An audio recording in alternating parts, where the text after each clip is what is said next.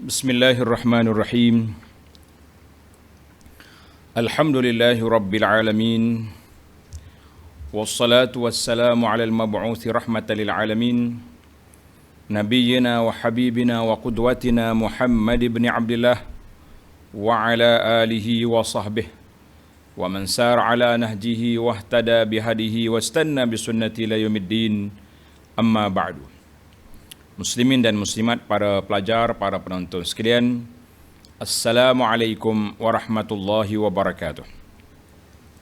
Alhamdulillah, kita syukur kepada Allah Azza wa Jalla pada hari ini Ahad 27 Jun 2021 kita dapat meneruskan pengajian kita dalam syarah hadis. Nama dia Al-Wafi, syarah hadis Arba'in An-Nawawi.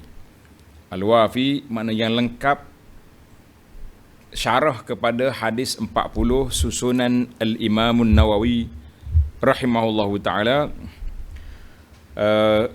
Kita masih lagi dalam hadis yang ke-9.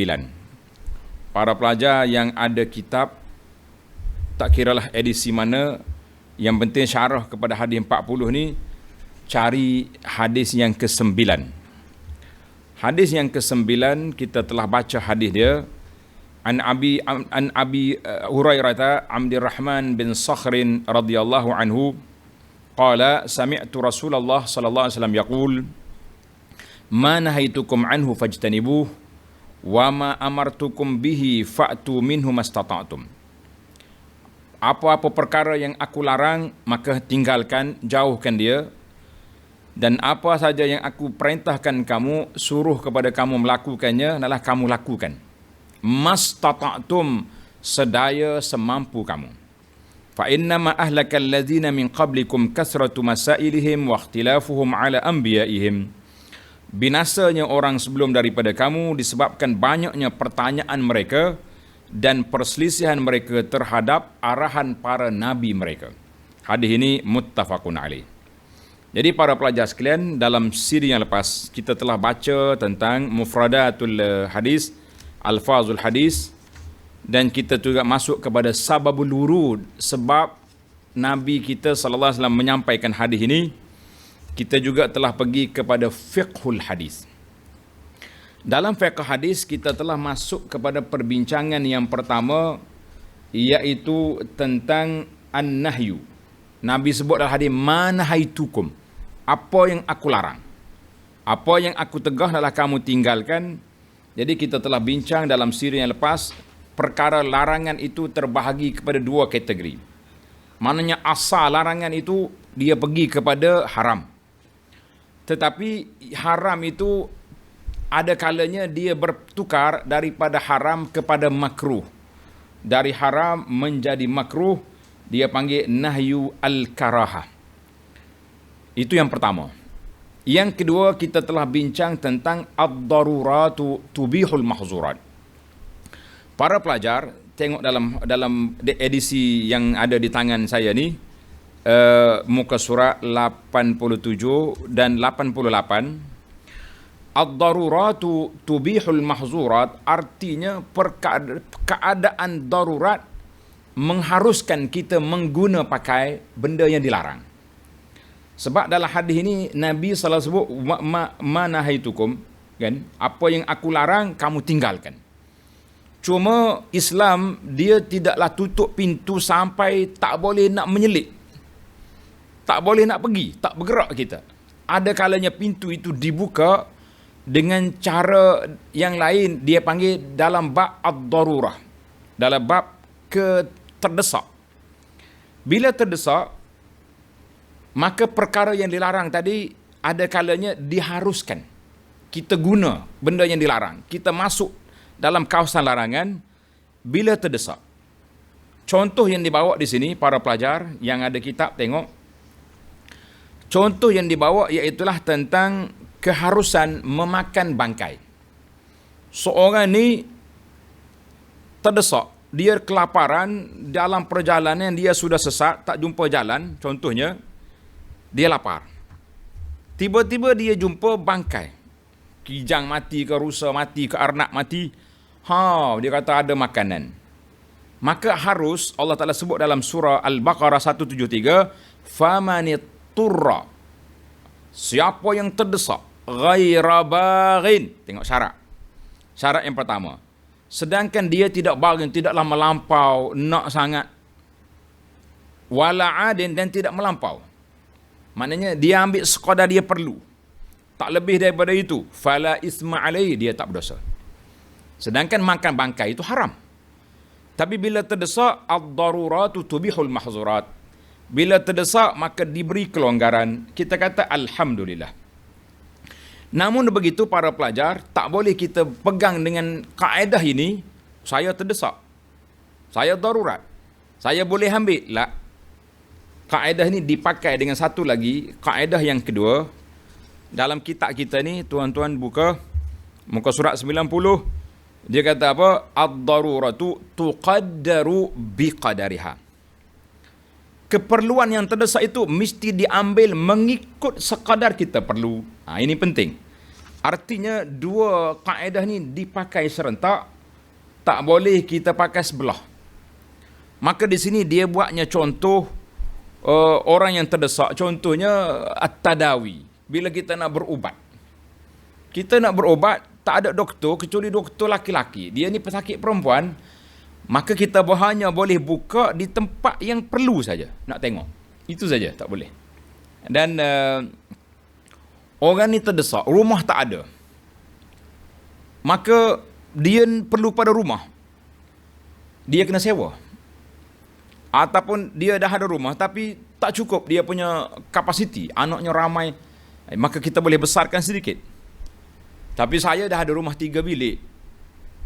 Tapi saya nak pinjam semulalah dengan bank. Bank pula tak ada yang Islamik. Kalau ada Islamik, awak buatlah 10 bilik pun. Cuma itu dalam masalah zuhud cerita lain. Kini masalah halal haram. Maka tak boleh kita pergi ambil rumah yang besar, berhutang dengan riba, dengan sebab kita kata darurat lah. Itu dia kata ad-daruratu tuqaddaru biqadariha. Contoh-contoh yang kita dah semalam, contohnya doktor dengan pesakit, masalah aurat kan, masalah sekarang ni lah, kita kata sekarang ni. Sekarang ni pandemik COVID. Kita ni percayalah kepada ijtihad para alim ulama. Kita percaya kepada para doktor-doktor Islam yang ramai dalam KKM, Kementerian Kesihatan. Mereka kata COVID ni bahaya. Dan orang yang ditimpa COVID yang masuk ICU juga mengakui dia sudah bahaya. Yang duduk di pusat kuarantin rengan-rengan tu mungkin tak apa nak jawab kan. Maka para ulama berijtihad bahawa oleh kerana kita sekarang darurat, kita boleh solat berjamaah tetapi saf mesti direnggankan sedikit. Jauh sikit. Sebab bila dekat nanti dia tengah solat batuk, tengah solat dia bersin dia macam-macam, boleh merebak. Baik. Itu darurat. Ini dia panggil tatbik amali kaedah ini supaya kita nampak jelas. Kita kalau bincang jauh-jauh tak nampak kan. Maka ulama kaedah yang kedua kata ad-daruratu tuqaddaru biqadariha. Darurat itu mesti diambil sekadar perlu. KKM cakap jarak yang paling kurang kita boleh ambil untuk hilangkan wabak ni merebak 1 meter. Buat 1 meter ialah saf. Kenapa kita sampai 3 meter? Itu sudah lebih. Ini kaedah. Sebab itu anak di awal-awal lagi kita kata SOP diikuti tetapi syariat dipatuhi. Makna dari sudut syariat tak boleh jarak kan. SOP kata jarak sebab darurat, tapi darurat itu mesti ditakdirkan setakat mana darurat. Setakat mana darurat. Maka kita kata setakat semeter. Jangan lebih sampai 3 meter. Ini solat ke apa keadaan. Jadi kita boleh bertanya kepada ahli fatwa. Kita tanya boleh tapi janganlah kita timbul provokasi kan. Maka itu dia panggil kaedah. Jadi kita kena takdir setakat mana kita perlu. Setakat mana kita perlukan keadaan darurat tersebut. Ini darurat ni saya darurat semua pakai hujah darurat, tapi darurat itu mesti diambil mengikut keperluan. Karena itu dalam ayat Tuhan kata ghaira baghin wala adin, bukan terlalu nak makan bangkai yang busuk yang tadi ataupun melampau. Lepas dia makan sup BBQ. Lepas BBQ masuk dalam buat pengasam pula. Kita nak balik lah, itu dia panggil melampau. Dia panggil melampau. Maka dalam kaedah ini juga dipakai satu lagi perkara dalam kitab kita ni juga, dia panggil dar'ul mafasid muqaddam ala jalbil masalih.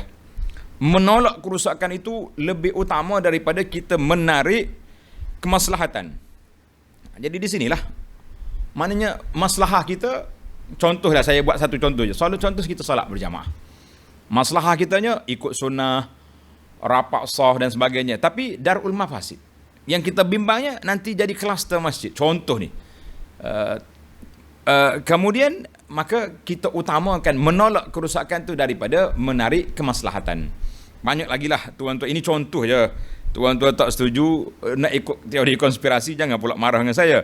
Kita buat contoh tatbiqi kepada kaedah-kaedah dari sudut darurat maslahah. Jadi tuan-tuan boleh nampak kan perbincangan kita dalam siri yang lepas, itu di antara darurat mesti ditakdirkan. Saya sudah ada kereta. Kenapa nak pergi pinjam lagi? Kalau contohnya kalau terlibat dengan riba lah maksud kita di sini. Kita ada kemampuan, tapi pergi berhutang dengan pusat-pusat keuangan yang terlibat dengan riba kerana nak membesarkan kita punya kilang, kita punya projek. Kata ulama, lah, itu sudah lebih. Projek yang awak ada sekarang ni pun sudah tak habis nak makan, kenapa tamak nak lagi? Maka itu dipanggil melanggar, dia panggil muqaddam ala jalbil masalih. Apa ni? Tuqaddaru biqadariha. Jadi kita kena ambil setakat itu je lah.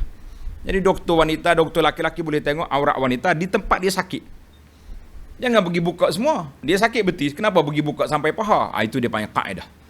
Baik, anda rasa para pelajar boleh memahami dah kaedah yang kita belajar. Baik, kita sekarang ni berpindah kepada perkara yang ketiga, fiqhul hadis yang ketiga, iltizamul amri. Iltizamul amri dengan makna melaksanakan perintah. Dalam hadis tadi, baginda Nabi SAW bersabda, Nabi kata apa? Wama amartukum bihi fa'tu minhu mastata'tum. Mana-mana perkara yang aku perintahkan kamu buat, kamu mesti buat setakat mana yang kamu mampu. Selagi kamu mampu, buat. Baik, sekarang ni kita pergi kepada al-amru, al-iltizamul amri, komitmen ataupun beriltizam dengan perintah, arahan Allah, arahan syariat. Di bawah kategori ini, aqsamul amri wal iltizam, dia juga terbagi kepada dua kategori. Tengok kitab. Telah diriwayatkan lafaz al-amru wa ma amartukum. Dalam kitab Allah Azza wa Jalla, lafaz amar, lafaz perintah dalam Quran dan juga dalam sunnah Nabi sallallahu alaihi wasallam mempunyai pelbagai makna. Sebahagian ulama mengatakan bahawa asal kepada perintah adalah wajib. Al-amru lil wujub. Asal ke perintah wajib. Kan? Ada pula dia tak jadi wajib dengan sebab qarinah menunjukkan dia tidak wajib. Contoh kita akan buat sekejap lagi. Tuan-tuan, para pelajar, buka minda, buat perhatian sebab perbahasan kita lebih kepada usul al-fiqh, perbahasan usul fiqh. Ini penting. Maka dalam arahan ini terbahagi kepada dua asas, iaitu wajib. Yang pertama wajib, yang kedua amru nadbin, sunat. Suruh tapi berbentuk sunat. Kita belajar kan makna wajib dengan makna sunat kan. Maka ini semaksud dengan sabda Nabi sallallahu alaihi wasallam, apa yang aku perintahkan kepada kamu untuk melakukannya, buat. Iaitu sama ada perintah itu wajib atau perintah mandub, sunat, sebagaimana berikut. Yang pertama, al-amrul ijab, perintah berbentuk wajib. Perintah berbentuk wajib. Allah Subhanahu wa taala telah memerintahkan orang-orang Islam melalui lidah nabinya sallallahu alaihi wasallam supaya melaksanakan amalan dan juga perbuatan. Dan telah tertegak dalil dan perintah sebut bahawa ia adalah perintah wajib. Maknanya asal al-amru lil wujub. Iaitu wajib ke atas setiap mukallaf untuk melakukan apa yang telah diperintahkan ke atasnya. jika orang itu tidak melaksanakannya, maka dia akan dihukum berdosa, diseksa di akhirat esok dengan sebab tidak melakukan perkara wajib. Sebagaimana orang yang melakukannya akan diberi pahala. Mana benda wajib ni kalau buat dapat pahala, tak buat berdosa. Itu bahasa yang paling ringkas, yang paling mudah. Kan? Oleh yang demikian, segala perbuatan, amalan, tindakan yang dituntut dalam perintah ini, nama dia wajib. Mana kalau tak buat, berdosa. Bermakna itu hukum dia wajib. Contohnya seperti, tanda contoh. Seperti perintah mendirikan salat, aqimus salah. Wa atuz zakah, bayar zakat. Mengerjakan haji. Berpuasa pada bulan Ramadan. Mengajak kepada kebaikan. Mencegah kemungkaran. Perintah agar melaksanakan sesuatu akad. Bila kita buat akad jual beli, kita kena laksanakan. Jangan tipu. Dan menunaikan saksi bagi orang yang memerlukannya. Kita jadi saksi, jangan bohonglah, saksi betul. Begitu juga berhukum dengan apa yang telah diturunkan oleh Allah Azza wa Jalla. Wa man lam yahkum bima anzalallah. Orang itu berdosa dengan syarat-syarat dia kan. Perintah untuk melaksanakan hudud, undang-undang syariat, undang-undang jenayah dalam perundangan Islam, dan berlaku adil dalam pengadilan dan penghukuman, mengeluarkan nafkah ke atas ahli keluarga dan anak-anak dengan baik, dan seumpama sedemikian itu, sebagaimana yang telah sabit perintah demikian dalam syariat Islam dan dituntut pelaksanaannya daripada setiap mukallaf secara wajib dan iltizam. Ini yang panggil beberapa perkara-perkara yang wajib kita kena buat. Perintah-perintah seperti ini wajib dilaksanakan dan tidak boleh bersikap sambil lewa atau mengambil mudah serta meringan-ringankan sesuatu pun darinya. Solat, apa solat? Kalau dia ingkar, kafir, bukan sekadar berdosa, kan? Tiada keuzuran bagi mukallaf untuk mencuaikannya, melainkan jika tidak mencukupi beberapa syarat dan sebab-sebab mewajibkan pelaksananya, atau terdapat penghalang yang menghalang pelaksananya, ataupun wujud keadaan-keadaan yang boleh menyebabkan si mukallaf terjatuh ke dalam kesukaran dan kesusahan sekiranya melaksanakan perintah tersebut. Mana kalau kita buat ni kita jadi masyakkah besar, maka ketika itu ada kelonggaran, nama dia rukhsah. Tanda pelajar. Kelonggaran itu nama dia rukhsah. Dalam bab suruhan ni ada rukhsah. Dalam bab larangan ada darurat. Tandalah dia punya carta. Dalam bab larangan ada akta darurat yang boleh kita ambil benda yang dilarang. Dalam bab suruhan kita wajib kena buat, tapi dia ada rukhsah, kelonggaran untuk kita kurangkan ataupun kita tukarkan. Itu dia panggil kaedah yang kita kena belajar. Baik, tamatlah kita amru al-ijab, perintah wajib. Anda ingat pelajar boleh faham kan? Perintah wajib ni setiap arahan Allah Ta'ala yang berbentuk wajib, siapa tak buat berdosa, kecuali uzur. Macam kita hari ni, perintah hudud sudah ada, tetapi kita belum mampu nak buat. Sebab apa? Sebab terhalang oleh undang-undang penjajah. Kalau kita buat juga, negara kita akan diserang, akan dirampas, akan macam-macam dia punya maka ketika itu kita mengatakan kita lemah. Tapi dalam bab solat, dalam bab zakat, tak boleh nak lemah-lemah. Benda tu tak ada siapa nak halang kecuali syaitan je halang kita. Kita berpindah pula kepada amrun nadbi, arahan berbentuk sunat.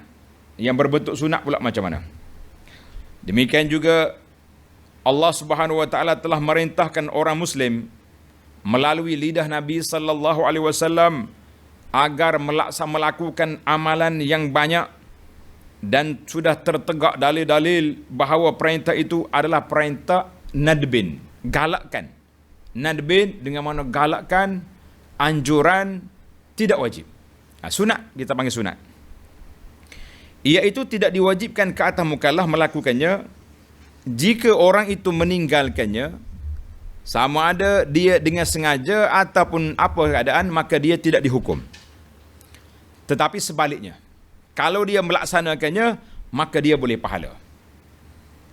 Pelaksanaan perintah dengan perintah seumpama ini dipanggil mandub. Mandub ataupun mustahab, maknanya sunat. Perkara sunat, tulis mula dia punya definisi. Para pelajar boleh tulis definisi sunat. Apa dia definisi sunat? Kalau tidak, kita tak faham, susah. Definisi sunat, buat boleh pahala, tak buat, apa dia tak buat? Dalam biasa kita dengar, dalam kitab ni kata, yang sunat buat boleh pahala, tak buat tak ada apa-apa. Tak buat tak berdosa. Ayat ini kurang selesa bagi telinga kita. Betul. Dari sudut fiqhnya betul. Perkara sunat kalau tak buat tak berdosa. Kecuali orang tu engkar sunnah. Itu lain. Dia engkar. Sunnah yang sabitah, yang Nabi kita salat anjurkan, dia kata tak ada sunat ni. Adalah beberapa solat sunat, contohnya solat sunat macam solat sunat fajar. Banyak sekali hadis menyebutkan Nabi kita, dia kata solat tak ada lah, mengacau orang nak tidur je. Ini perbuatan ini tidak baik. Perbuatan ini dikira perbuatan yang tidak, bahkan dia langgar sunnah. Tapi kalau sunnah yang khilaf ulama itu tidak berat. Cuma dari sudut amali, praktikal, psikologi, tuan-tuan kena tukar istilah. Tulis mula. Amalan yang sunat, buat dapat pahala, tak buat rugi pahala. Rugi masa, rugi kita punya kedudukan. Benda sunat diberi kelonggaran, masa pun ada, kenapa tak buat? Dari sudut fiqh betul dia jawab tidak berdosa. Tapi dari sudut psikologi, Abu Anas suka menggunakan bahasa sunat buat boleh pahala, tak buat rugi. Kecewa kamu di akhirat nanti. Sebab para ulama mengatakan, yang membezakan antara kita sama-sama kita ahli ibadat. Kita jangan bezakan kita dengan orang pemalas, orang ahli maksiat, la, na'udzubillah. Tetapi yang membezakan antara kita ahli ibadat, sesama ahli ibadat, iaitulah amal sunnah. Amal sunnah. Ini besar kedudukan. Seorang keluar dari rumah, awal waktu, 10 minit lagi nak azan, dia sudah berwuduk di rumah. Pakai pakaian cantik, berjalan ke masjid dengan khusyuk, sambil berjalan sambil berzikir, tak main patah-patah tangan. Sampai ke masjid, masuk masjid, tahiyatul masjid, baca Quran, sudah orang azan, solat qabliyah, sudah solat sunat, sempat takbiratul ihram dengan imam. Selepas solat, zikir lepas solat dulu, balik ke rumah. Seorang lagi pula, Masya Allah, cincai. Nak azan dah? Nak dah, relax. Bunyi orang azan, ambil rokok sebatang, naik motor, isap. Sampai dekat masjid, campak putih rokok tepi tangga, ambil wuduk, berbual lagi sampai awal qamat. Dua-dua tu pergi masjid, solat berjemaah. Tapi sama tak sama? Yang pertama dengan yang kedua? La, jauh jarak. Itu mengatakan bahawa amalan sunnah membezakan di antara ahli-ahli ibadat. Sama-sama ahli qaryah, sama-sama sebuah masjid, tapi yang ni Masya Allah patuh dengan sunnah, yang ni cincai sunnah. Mana tak buatlah banyak sunnah. Ini bukan diengkar. Kalau engkar tu kumpulan lain, maka kita mengatakan ini satu kerugian yang sangat nyata. Inilah kempen saya pada jemaah sekalian, contoh-contoh demikian. Seperti arahan untuk melakukan solat sunat rawatib bersama dengan solat fardu 5 waktu. Perintah untuk melaungkan azan. Perintah agar memperluaskan nafkah ke atas isteri dan ahli keluarga. Perintah agar berbelanja dan berkorban di atas jalan kebaikan sebagai tambahan daripada perbelanjaan zakat. Hak zakat tu wajib. Infak, dakwah, untuk program-program agama, untuk macam-macam. Perintah agar hutang ditulis. Jangan main-main. Ataukah awak tak percaya dengan saya? Ini sunnah. Menulis hutang itu sunnah. Allah Ta'ala sebut dalam Quran. Tiba-tiba kita, awak tak percaya saya? Soal percayalah. Tapi sunnah saya kena, takkan saya nak belakangkan sunnah walaupun awak ustaz, tuan guru, tuan syekh. Tulis, jangan tak tulis. Menjadi saksi, makan dengan tangan kanan dan seumpama itu. Sebagaimana yang sabit dalam syariat Allah, dan orang-orang Islam dituntut agar melakukannya walaupun tidak wajib atau suatu kemestian, tetapi dia adalah merupakan satu galakan dan juga satu sunnah. Buat dapat pahala, tak buat rugi pahala. Kita tak kata orang makan tangan kiri ni sampai mereka masuk neraka, tidak. Tapi dia menyalahi sunnah. Sebab Nabi kata fa inna syaitan makan dengan tangan kiri. Yang Nabi kita ajar sunnah tangan kanan. Kenapa kita tak mau tulis? Perintah-perintah seumpama ini elok sekiranya seorang Muslim melakukannya dan beramal dengannya, walaupun harus baginya meninggalkan semua itu atau sebahagiannya, sama ada mencukupi syaratnya atau telah tersedia sebab-sebab atau tidak, sama ada perbuatan itu akan menjatuhkannya ke dalam kesusahan atau dalam keadaan mudah dan senang untuk melakukannya. Kerana itu setiap mukallaf yang tidak melakukan perintah seumpama ini tidak akan didenda, tidak akan diazab, iaitu dia tidak memperoleh dosa dan hukuman. Tetapi ketika meninggalkan sebahagiannya atau meninggalkannya secara keseluruhan, dia akan mendapatkan celaan dan teguran. Mana kalau dia tinggal semua, maka orang ini dikira orang yang cuai dengan galakan, dengan tawaran istimewa yang diberi oleh Nabi sallallahu alaihi wasallam. Kenapa kita sombong sangat? Nabi bagi galakan siapa dia jaga solat sunat 12 rakaat satu hari satu malam. Abu Anah kempen siang dan malam. Tuan-tuan dan puan-puan, ambillah projek mega mampu milik. Tak mau projek juga. Rugi awak. Kan? Sia-sia masa. Apa yang kita nak buat? 1440 minit. Kita habiskan masa dengan tidur, dengan buah, dengan macam-macam yang tidak berfaedah. Na'udzubillah. Baiklah, tamatlah kita. Maknanya Nabi SAW sebut dalam hadis, bila aku perintah kamu buat, fa'tu minhu mastata'tum, buat setakat mana yang kamu mampu. Jadi yang perintah itu ada dua, satu bersifat wajib, yang kedua bersifat sunnah ataupun sunat. Kita buat dua-dua setakat mana yang kita mampu. Insya-Allah. Mampu buat. Tak mampu, kita buat setakat mampu. Baik, sekarang ni bila diperintahkan melakukan satu-satu perkara, tentulah di hadapan kita ada masyaqqah. Ada masyaqqah. Apa dia masyaqqah? Kesukaran. Kepayahan untuk kita nak buat. Maka di situ timbul lagi satu kaedah, al-masyaqqatu tajlibut taysir. Tengok dalam kitab ni. Dalam kitab kita ni ada al-masyaqqatu tajlibut taysir. Bila susah, dia akan bawa kepada keringanan, kesenangan. Macam mana contohnya? Saya suka bab-bab usul gini, tapi masa kita sangat terhad. Kita kalau boleh kita habiskan perbincangan ini.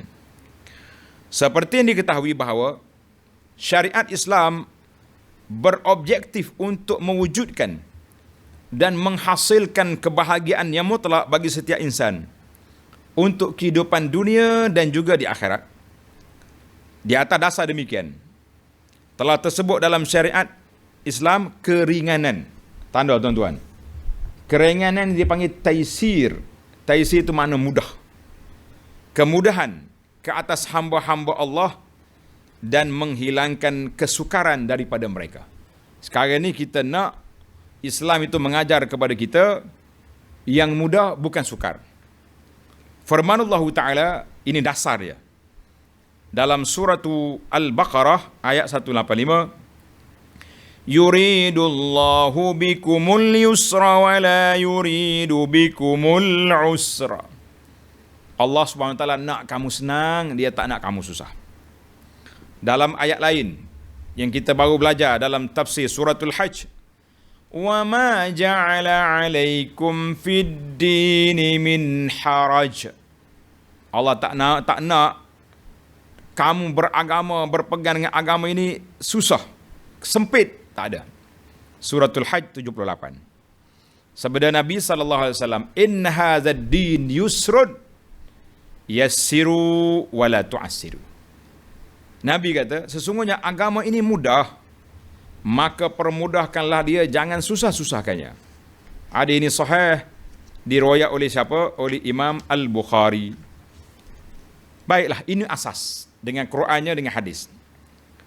Maka telah sabit dari sudut syarak bahawa Allah Subhanahu wa taala telah memberi keringanan. Dia panggil keringanan untuk membuka puasa pada bulan Ramadan bagi orang musafir dan orang sakit. Sebagaimana Allah telah memberi keringanan mengqasarkan solat yang 4 jadi 2 dan menjamakkannya yang 2 waktu jadi 1 waktu dalam musafir. Begitu juga Allah telah memberi keringanan untuk bertayamum bagi orang yang tidak mempunyai air atau tidak boleh menggunakan air. Manakala kita guna air jadi mudarat. Tayamum. Dan lain lagi-lagi daripada hukum hakam yang telah dinamakan oleh ulama sebagai rukhsah. Tulis betul-betul. Rukhsah. Makna rukhsah itu maknanya mudah. Ringan. Jangan tidak payah. Ataupun satu kelepasan. Dengan berpegang kepada apa yang telah sabit dalam syariat Islam berkaitan dengan keringanan dan pengangkatan kesukaran, makna dihapuskan bentuk sukaran yang dahsyat, yang diambil daripada hadis ini, para ulama telah meletakkan satu kaedah fiqh, nama dia al-masyaqqatu tajlibut taysir. Masyaqqah, tapi orang Melayu ni dia macam-macam bunyi. Musyaqqah lah, apa dia qah lah, la. Yang betulnya, tulis betul-betul pelajar, masyaqqah. Dia Arab ni kalau benar payah dia bunyi payah. Masyaqqah. Masyaqqah. Susah. Itu dia kaedah. Masyaqqah. Kan? Boleh ingat? Maka para ulama telah membahagikan kepada beberapa cabang daripada kefahaman mereka dan mereka menganggap ia adalah satu daripada landasan yang berdiri di atasnya fiqh Islam. Makna kaedah ini, tanda tuan-tuan. Makna kaedah bahawa jika seorang mukallaf dikelilingi oleh beberapa keadaan yang menjadikan dia susah dan menghadapi kesukaran untuk melaksanakan kewajipan syariat dan beriltizam ke atas kewajipan itu dengan cara yang sempurna, menyebabkan dia mendapat kesukaran dan kepayahan. Jadi payah bagi dia. Maka kepayahan dan kesukaran tersebut adalah merupakan sebab bagi keringanan, rukhsah dan kemudahan sekira-kiranya mudah bagi beliau untuk menunaikan kewajipan tersebut dan menolak kesukaran itu. Maka si mukallaf dalam keadaan ringan dan mudah untuk melaksanakan perintah yang tersebut. Kita kena ingatlah. Kan? Kita kena ingat. Jadi kita kena tahu bahawa Allah Ta'ala beri kepada kita kelonggaran. Ada pun contoh-contoh. Bagi pelaksanaan kaedah inilah kemaafan terhadap beberapa jenis-jenis najis yang suka dielakkan. Ada benda najis tapi dimaafkan. Seperti darah pada luka dan bisul. Maknanya kalau kita ada bisul ada darah. Darah itu najis tapi kita dibenarkan solat walaupun berdarah. Tanah di jalanan. Bagaimana di mana banyak keadaan tidak sunyi daripada mengandungi najis. Kan zaman dulu tanah-tanah ni bekas unta lah, anjing lalu. Jadi tentulah ada najis di situ. Tapi bila waktu hujan kita lalu, kalau terpercik seluk di kaki kita, dimaafkan. Boleh solat. Kerana itu, penyucian taharah daripada najis ini menjatuhkan si mukallaf dalam kesukaran, memungkinkan susah baginya untuk melaksanakan banyak ibadat lain, maka dimaafkan baginya demi keringanan dan kemudahan. Itu dia panggil an-najasa al-ma'fu anha.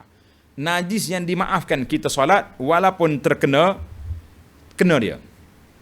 Antara contoh lain, kemaafan terhadap kejahilan yang kadang-kadang berlaku pada beberapa akad. Seperti masuk hammam. Hammam ni sauna.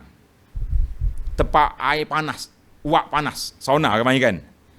Dalam negara Arab ada dia panggil mandi uap. Dia panggil hammam. Jadi bila kita masuk hammam, kita tahu berapa banyak kita guna air. Berapa banyak kita guna, berapa lama. Cuma kita tahu kita masuk sauna. Ini begitu juga dengan jumlah air yang digunakan. Berkemungkinan juga bayarannya dikenakan tidak diketahui dalam kebanyakan waktu. Dia bagi 1 jam, RM5. Masuk. Oh, ada orang ni pergi mandi lama. Ada orang ni pergi relax ya. Tak sama. Contohlah zaman kita hari ni, kita masuk kedai yang guna sistem buffet. Buffet ni, ada orang ni Masya Allah, daripada pintu masuk, penuh pinggan. Sampai ke ujung dah 5 pinggan dia makan. Yang seorang ni Masya Allah, berpantang-pantang dia. Masuk ambil sayur dua keping, pergi ambil roti pula sekeping.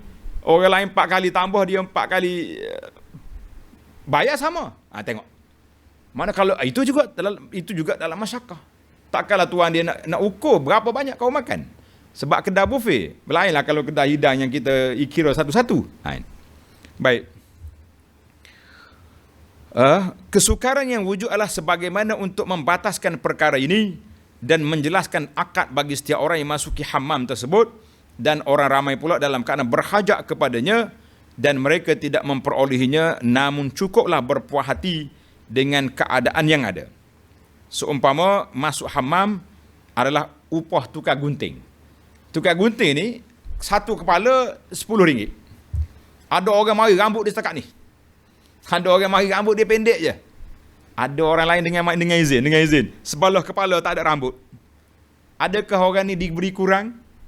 Oh, awak ni cerah masa depan ni budak-budak Panggera. Ini RM3 je ni. Sebab rambut dia bawah je ada. Oh, ini panjang, 15. Dia tulis dah satu kepala RM7, RM10, sama. Ini rugi kita. Maka itu dimaafkan. Seronok juga kalau kita bincang panjang-panjang, tapi masa nak habis dah pula. Baiklah. Daripada kaedah ini, sangat mungkin sekali lahirnya cabang-cabang kaedah tentang masalah-masalah yang baru timbul, seperti alat pengangkutan, sama ada daripada yang kecil atau yang besar. Oleh demikian, asal pada syarat tidak dapat mana mesti hendaklah melaksanakan akad yang jelas padanya, upahnya dan manfaatnya sebelum naik ke atas sesuatu alat pengangkutan tersebut. Contohlah kita kata, orang ni gemuk, timbangan dia 150 kilo, tambang RM2. Yang kurus berapa? RM2 juga. Mana sama? Yang besar, berat di kita punya bas. Kalau kereta kuda tu sengit kuda tarik. Tapi sama kan? Itu kaedah. Jadi yang baru lagi sanilah, tuan-tuan boleh kaji dalam masalah kedai buffet dan macam-macam lagi lah kedai lain yang semasa dengannya. Masya Allah. Baik. Kita nak berpindah kepada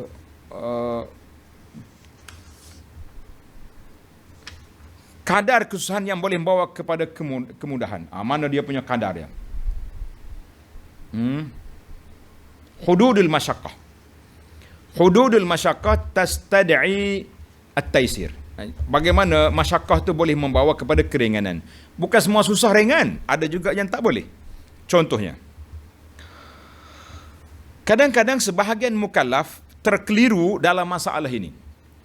Lalu mereka menyangka bahawa kesukaran dan kepayahan yang paling ringan pun sudah mencukupi untuk memberikan mereka kemaafan untuk tidak melakukan kewajipan, dan mereka bebas daripada dosa jika tidak mengerjakannya. Ingat dia Allah Ta'ala sebut dalam Quran, faman kana minkum maridan. Siapa dia sakit boleh buka puasa. Dia sakit gigi, makan dah. Dia berjalan terlanggar batu, berdarah ibu kaki, makan sebab Tuhan kata sakit. Bukan itu. Berkemungkinan ramai daripada orang yang meringan-ringankan agamanya mengambil dasar dan alasan itu sebagai satu keuzuran bagi mereka, lalu menjadikannya wasilah, alat atau pengantara untuk melepaskan diri daripada undang-undang syariat. Kerana itu, kita dapati ahli fiqh telah menerangkan dan memperjelaskan kepada kita jenis-jenis kesukaran itu dan meletakkan ketetapan untuk jenis kesukaran sebagai dasar pengambilan iktibar yang menjadikannya sebab untuk memperolehi keringanan. Kita kena tengok. Terdapat beberapa jenis kesukaran yang tidak dapat, yang mesti wujud. Ada benda yang susah, mesti ada. Bila kita nak melaksanakan tanggungjawab syarak, susah. Mana kesukaan ini dan sememangnya tidak boleh dipisahkan dalam semua keadaan kerana ia merupakan asas kepada ibadat itu. Contohnya puasa. Puasa ni susah ke senang? Susah. Takkan kita kata oleh kerana puasa susah tak wajib. La, kita kena puasa dulu. Tapi oleh kerana bila dia berpuasa sampai mereka kering, tekak dia dah kering, boleh membawa kepada mati, kurang air, kan? Ketika itu baru dia boleh buka puasa. Bukannya kalau tidak, tak ada pula taklif. Taklif ni keberatan syarak. Mukallaf orang yang dibebani melaksanakan undang-undang syarak, itu dipanggil mukallaf. Tuan-tuan kena ingatlah mukallaf ni, saya tak nak terjemuh dua kali lah, mukallaf je. Oleh demikian, tidak boleh bagi seorang itu membuka puasanya pada bulan Ramadan lantaran dahaga yang sangat dahaga pergi mandi, jiruh kepala lah. Sebagaimana tidak boleh bagi siapa yang berkemampuan mengeluarkan nafkah untuk mengerjakan haji. Dia boleh pergi haji tapi tak mahu. La. Dan dia juga mempunyai kesihatan tubuh badan untuk tidak mengerjakan haji dengan alasan ibadat haji mengandungi kesukaran. Seperti kesukaran dalam perjalanan, kesukaran meninggalkan ahli keluarga dan tanah air, dan susah nak berjalan di Mina, di Mu'aisin sempit. Kita kata itu salah satu daripada pengalaman dalam ibadat. Jadi bukan semua masyakkah dihilangkan. Ada masyakkah tak boleh hilang, tetapi yang kita kata hilang itu masyakkah yang melampau di luar kemampuan manusia, itu yang dihilangkan. Tidak boleh seseorang meninggalkan amalan kerja mengajak kepada kebaikan dan mencegah kemungkaran, amar ma'ruf nahi mungkar, atas alasan perbuatan ini boleh mengundang kemarahan orang. Orang akan pukul kita, sakiti kita, jalan terus. Begitu juga lain-lain perkara yang seumpama dengan demikian. Ini adalah disebabkan kesukaran tersebut adalah merupakan perkara biasa yang tidak ada padanya kepayahan yang besar. Kecuali bila kita nak pergi larang orang buat muka, orang nak tembak kita, orang nak pecah kepala kita, itu lain. Maka kita ambil rukhsah, kita tak pergi. Tapi kalau kita pergi, orang lari, orang pula takut kan kita, kenapa kita tak nak pergi, kan? Maka tidak sunyi daripada perkara-perkara seumpama itu dalam urutan kehidupan, dan sekiranya perkara itu mempunyai kesan ke atas pemberian rukhsah, maka tidak adalah pada asalnya taklif. Kalau semua benda kena ringan, relax belaka, tak ada taklif. Nak bangun solat subuh ni sejuk, manas, tak payah solat. Lah, apa taklifnya? Terdapat kesukaran yang bukan merupakan tabiat semula jadi taklif, dan berkemungkinan ibadat boleh dipisahkan darinya dalam kebanyakan keadaan, bahkan ianya daripada perkara yang datang secara tiba-tiba atau terjadi kemudian dan merupakan tambahan ke atas kesukaran daripada taklif yang dihadapi oleh si mukallaf dalam keadaan biasa. Maka kesukaran jenis ini terbahagi kepada dua jenis. Jadi asalnya taklah berat, tapi dia jadi berat. Macam mana kita nak buat? Kita tamatkan yang ni, kemudian kita berhenti, insya-Allah. Yang pertama, kesukaran yang menjatuhkan si mukallaf dalam kepayahan dan kesempitan yang ringan, seperti perjalanan yang dekat, as-safar al-qasir, musafir yang dekat, sakit yang sedikit, sakit gigi, sakit kaki, ataupun hilang manfaat kebendaan. Kesukaran seumpama ini juga tidak punya kesan ke atas kewajipan melaksanakan benda yang wajib. Tak boleh kita kata tak payah puasa lah. Kita musafir kan, Allah kata musafir yang jauh, sakit yang kuat baru boleh buka puasa. Mu sakit je nak buka lah, tidak boleh. Jadi mengalihkan pandangan kepadanya dan tidak boleh mengambil iktibar dari kesakitan yang ringan tadi. Kita kena fahamlah bahawa yang kita naknya masyakkah yang menyusahkan, barulah kita boleh tinggalkan. Itu dia panggil kesukaran yang biasa ya, biasa. Yang kedua, masyaqqatun zaidatun. Ini kesukaran yang lebih, yang mengancam jiwa, harta dan kehormatan diri. Seperti orang yang mampu untuk mengerjakan haji, tetapi dia tahu dalam perjalanan ke Mekah Banyak sudah kapal terbang yang jatuh. Ataupun dalam perjalanan banyak penyamun. Maka walaupun kita ada duit banyak, tapi oleh kerana bahaya itu besar, tidak wajib bagi kita pergi haji. Contohlah tahun ni dengan tahun lepas. Bermula tahun 1441 dan tahun ni 1442, kerajaan Arab Saudi kata oleh kerana Covid datang, dia bimbang takut orang pergi Mekah berkumpul di Arafah, di masjid ramai-ramai, jadi ramai mati, maka ditangguhkan orang luar datang haji. Kita pun tak berdosa walaupun kita sudah dapat kuota haji, sebab itu dia panggil masyaqqah. Masyaqqah ini. Kan? Atau beliau takutkan kepada manusia yang menunggu akan pemergiannya untuk mencuri hartanya, atau bertindak liar ke atas ahli keluarganya, dan seumpama dengan itu yang diiktibarkan sebagai kesusahan yang menyempitkan dan kepayahan pada uruf, maka digugurkan daripada dia seketika sehinggalah keadaan aman. Alhamdulillah.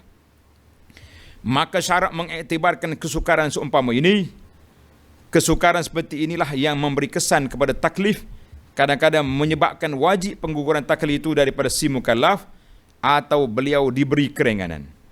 Kerana itu, kesukaran itu sememangnya tidak boleh dipikul dalam keadaan biasa dan tidak mengambil hirau tentang kesukaran ini, kemungkinan akan menghilangkan atau meluputkan banyak masalah. Contohlah kita kata, masyaqqah biasa. Bangun solat subuh, mengantuk, hari hujan, sejuk, macam-macam lagi dia punya, tapi tak boleh gugur, kena wajib. Tetapi, andai kata, kita berdiri solat itu wajib, kita sakit, nak berdiri bergoyang, rebah, terbalik, itu dipanggil masyaqqah zaidah, maka ketika itu gugur bagi dia, diberi kelonggaran bagi dia meninggalkan salah satu daripada rukun solat, iaitulah berdiri. Habis nak buat apa? Buat apa? Solatlah sambil duduk, atas kursi ke, atas lantai ke, buatlah setakat mana yang kita mampu. Alhamdulillah, tamatlah dua perbincangan kita. Perbincangan tentang wajib. Bila wajib, di sana ada masyaqqah. Mana yang masyaqqah tu kita tengok. Masyaqqah biasa, tak gugur. Masyaqqah zaidah, masyaqqah tambahan, lebih daripada biasa, maka boleh menggugurkan kewajipan tadi dengan mengambil kelonggaran daripada solat berdiri kepada duduk. Daripada berpuasa, kita buka puasa, ganti pada hari lain. Itu dia panggil masyaqqah yang zaidah, yang boleh memberi kesan kepada seorang. Alhamdulillah. Perbincangan kita fiqhul hadis yang kelima, al-maisur la yasqutu bil ma'sur. Yang ringan tidak gugur oleh yang payah. Al-maisur la yasqutu bil ma'sur. Insya-Allah kaedah ni kita akan bincang dalam siri yang akan datang. Insya-Allah. Subhanakallahumma wa bihamdika asyhadu an la ilaha illa anta astaghfiruka wa atubu ilaik. Wa sallallahu ala nabiyyina Muhammad wa ala alihi wa sahbihi ajma'in walhamdulillahi rabbil alamin. Wassalamualaikum warahmatullahi wabarakatuh.